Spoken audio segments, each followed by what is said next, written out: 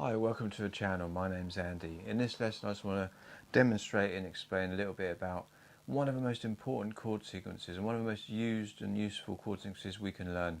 We're using open chords. It's just two chords. Sometimes it's on its own, sometimes it's as part of a bigger chord sequence.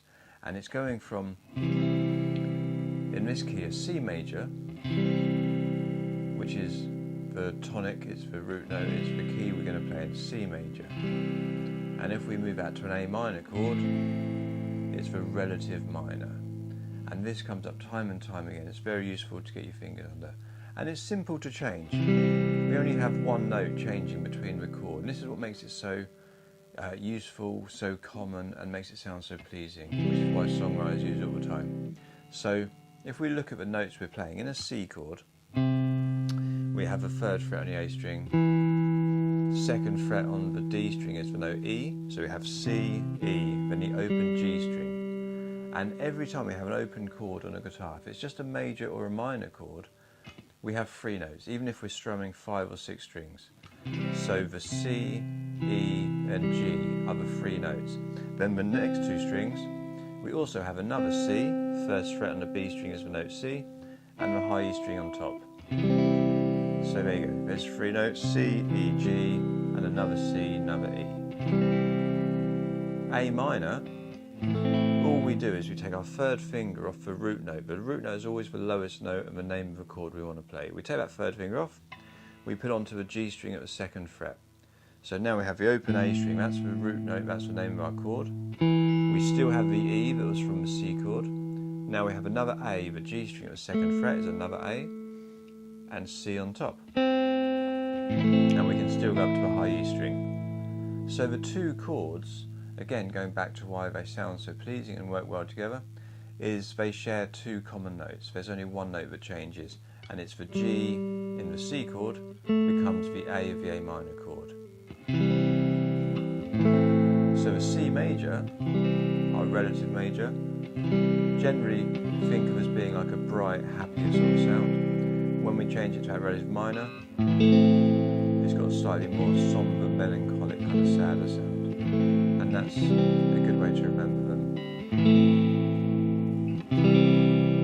And they just work very well together. You'll come across these results. So to practice it, obviously, when we play any chord, make sure your fingers are close to, or first thing, make sure your guitar's in tune. Then check your fingers are close to the frets. First finger, first fret on the B string. Make sure that G string is open, don't let this finger lie across it. So we should have these two notes. Then our second finger is pressing down on the D string, third finger on the A string. If you're strumming and you're not sure, just pick one string at a time to make sure they're coming out nice and clearly. If you have one muted, it might be a number of things. Could be your fingernails are too long, you're not close enough to the metal frets, or you're not on the fingertips, you're kind of lying a little bit flat fingered. So just do a check, pick each note one at a time. Do that for the A minor as well. And that sounds quite nice, just going between those chords, picking the notes. But we could strum, keep everything in time when you play. Count time, tap your foot, use a metronome. But if we just strummed it, we'd go like 1, 2, 3, 4. And as you get more confident, you've got a lot of time if you just do one strum to keep time. Then you can add more strums, 1, 2, 3, 4. And as you get more confident, keep adding strums.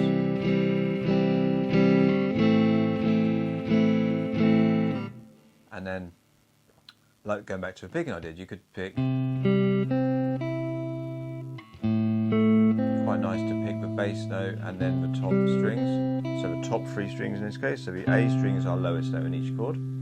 Then the G string, B string and E string are our top strings. Do the same on the A minor chord. A string is our lowest note, G string, B string, E string. So do one pick on each beat. 1, 2, 3, 4. But any string you pick in the chord, if you've got the open chord and you've got your fingers in the right place, any of those notes will sound right. You don't have any wrong notes as long as you stay away from this low E string, which isn't a wrong note, it just sounds a bit muddy.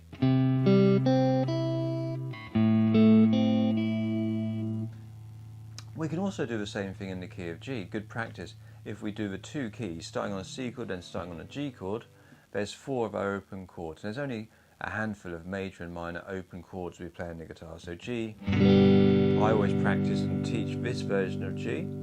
You can do this version of G, but this one makes more sense changing to the E minor chord, which is now our G is relative major and our E minor is relative minor. So we've got our second, third and a little finger on the A string, E string and high E string.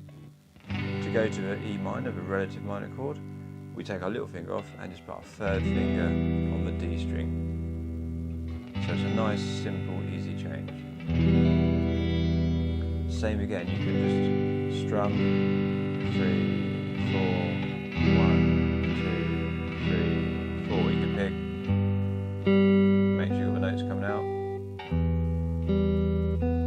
This one uses a lot of open strings, so actually your fingers aren't doing a great deal, but again, if you've got your fingers in the right place, when you pick there's no wrong notes. So as long as you keep your fingers on the chord shape, if you hit a wrong string by mistake or you want to hit a lower string, then it's going to make sense. And then another little thing to do, one of the most famous examples of this chord sequence is like Leonard Cohen's Hallelujah, which is a really famous, beautiful song. Check out, if you haven't heard it, the Jeff Buckley version. And in the key of C, you would do something like, in between the chords, you just put a little passing bass note, and it gives you a nice little movement. And you could do like the bass note, strum, bass note, chord, strum. You could also do the same thing with pick notes, individual strings. But if you do that, if the song is in 6, we count 6 beats in a bar, so it'd be like 1,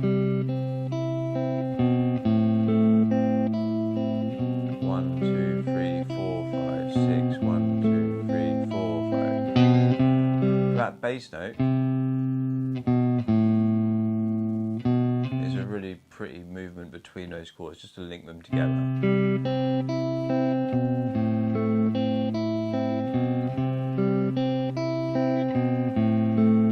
So there's a couple of ways of practicing these chords. You'll come across this time and time again. I can't stress enough how important it is. So really get these chords under your fingers. C to A minor, it makes sense to practice these together. Same with G to E minor. Practice strumming them, practice picking individual notes, and have fun making music with them. Let me know in the comments any examples of these chord sequences you've come across. And yeah, hope you've enjoyed the lesson. If you have, please leave us a comment, like, subscribe and all that stuff. And I'll see you again soon.